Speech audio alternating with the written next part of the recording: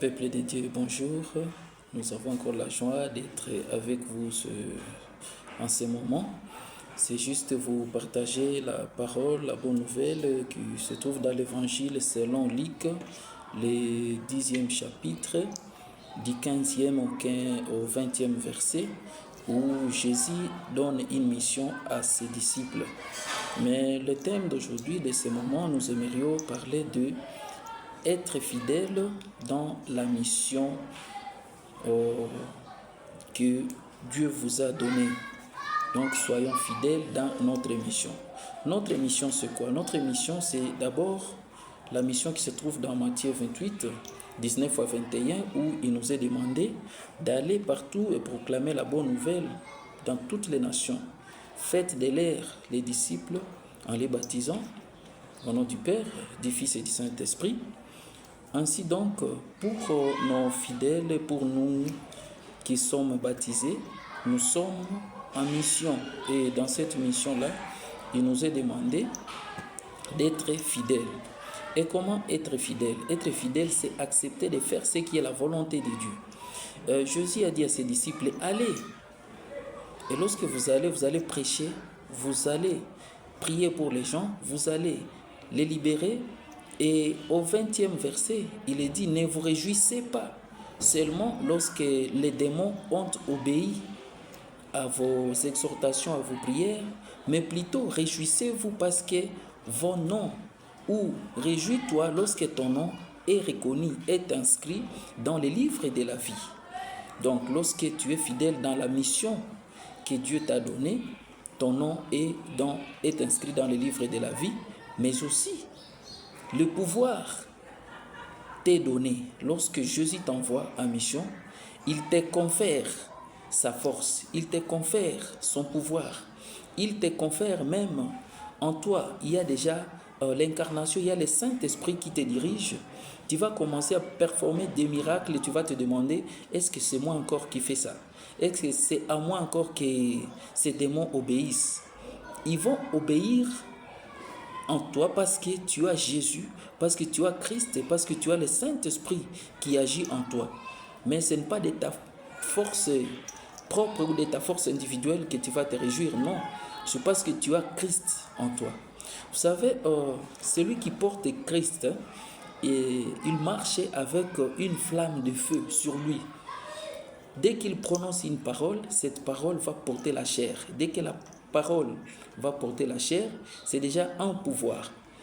Il est écrit en Romains 6, 23, quand il est dit que car tous ont péché et sont privés de la gloire de Dieu. Car tous ont péché et sont privés de la gloire de Dieu. Donc lorsque tu vis en Christ, lorsque tu es fidèle dans ta mission, donc il y a une gloire. Donc tu as une partie de la divinité qui est en toi. Et on dit encore que le salaire du péché c'est la mort. Là c'est Romains 3, 23. Le salaire du péché c'est la mort.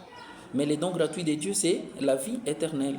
Donc lorsque tu as péché, tu es considéré comme un mort, un cadavre. Même si tu es en mission.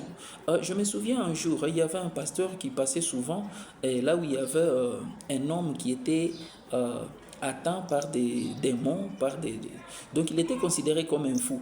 Chaque fois, il jetait des pierres sur des passats, il jetait des pierres sur des véhicules, mais chaque matin, quand on trouvait qu'il était dans un état de trouble, on appelait le pasteur, il venait et arrivait là où il y a le fou.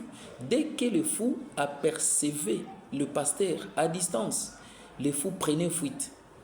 Mais malheureusement, un jour, le pasteur s'est présenté devant lui, pendant qu'il venait de déconner, il venait de faire le péché, il n'avait pas encore confessé. Mais lorsqu'on l'a appelé, on a dit, mais il y a ce fou-là que tu as toujours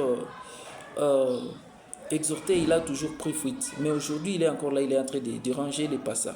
Ok, le pasteur est venu, arrivé devant le fou. Au lieu que le fou prenne fuite, il a commencé à jeter des pierres sur le pasteur. Pourquoi? Parce que le pasteur n'avait plus de force sur lui. Alors, lorsqu'on a demandé à ces fous-là, mais autrefois tu as toujours pris fuite, aujourd'hui c'est comment? Il a dit, lorsque je le voyais souvent venir, il venait avec une flamme de feu, une colonne. Alors j'avais souvent peur de lui. Et pour aujourd'hui, lorsque je l'ai vu venir, il est venu en tant qu'un tel, en tant qu'un humain, comme une personne physique. Alors, j'ai été obligé de les frapper avec des pierres. Voilà qu'il a pris fuite. Et malheureusement, la pierre qui a atteint le pasteur, là où il est parti mourir. Donc, lorsque vous portez Christ, lorsque vous allez en mission, allez-y, mais craignez l'Éternel, vivez la sanctification, vivez le moment où vous vous rapprochez de Dieu, un moment intime avec Dieu. Chers fidèles, vous êtes interpellés, vous êtes aussi appelés à être fidèles dans votre mission. Donc lorsque vous avez Jésus, lorsque vous portez Christ en vous, vous avez les pouvoirs, vous avez la force et vous êtes porteur de la gloire. Vraiment, ça me réjouit pour toi qui reçois cette parole en ce moment, que tu puisses te réjouir de cette gloire que Dieu a mise en toi lorsque tu es fidèle en lui. Tu vas chasser les démons. Les miracles vont t'accompagner lorsque tu crois en Dieu. Merci.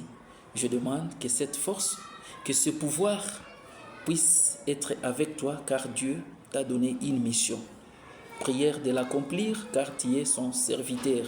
Nous sommes dans un champ de bataille où nous traversons des combats spirituels. Que Dieu vous bénisse. Portez sa force et sa gloire, sa magnificence, qu'elle se réincarne en vous. Merci.